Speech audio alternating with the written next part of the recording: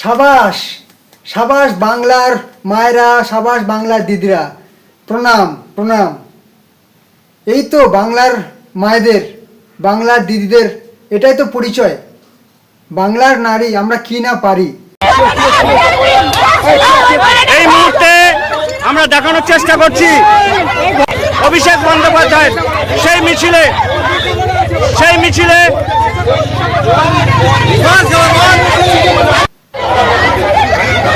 দেখুন, মিছিলকে জয় শ্রীরাম বলে উত্তপ্ত করায়, মদ্যপ অবস্থায় এই মিছিলে জয় শ্রীরাম বলে উত্তপ্ত করায় মহিলারা তাকে উচিত শিক্ষা দিচ্ছে।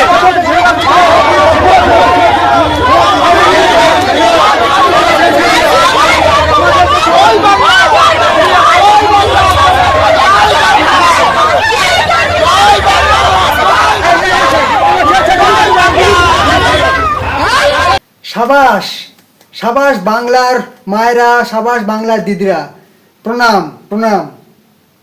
এই তো বাংলার মায়েদের, বাংলার দিদিদের, এটাই তো পরিচয়। বাংলার নারী আমরা কি না পারি। জয় শ্রীরাম, শ্রীরামের গালে চর থাপ্পড়। আসলে কি হয়েছিল ঘটনাটা, তাহলে শুনুন। ঘটনাটা হয়েছিল অভিষেক ব্যানার্জির বারুইপুরের কাছারি ময়দানে সভা ছিল।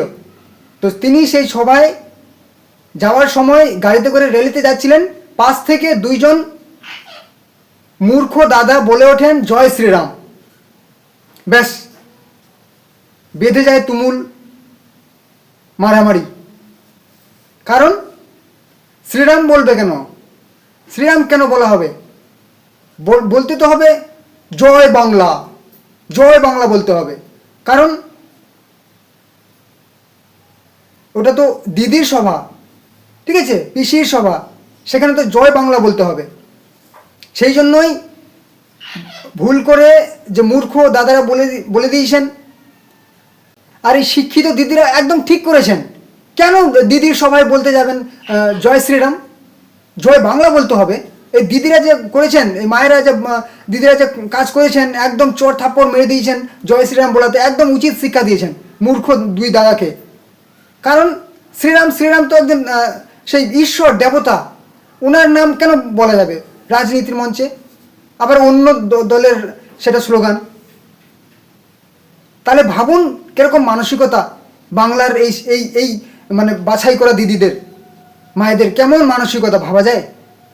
শ্রীরাম যতই হোক, দেখে তো মনে হচ্ছে ওনার স্মৃতিতে সিঁদুর দেখা যাচ্ছে, হাতে শাখা দেখা যাচ্ছে, হিন্দু। আবার হিন্দু ধর্মের দেবতার সে যতই রাজনীতির বিরোধী হোক না কেন, তবুও কি এভাবে করা যায়। ঈশ্বরের নাম নিয়েছেন, তাতেই চর থাপ্পড়। তাহলে চর থাপ্পড়টা কার গালে পড়লো।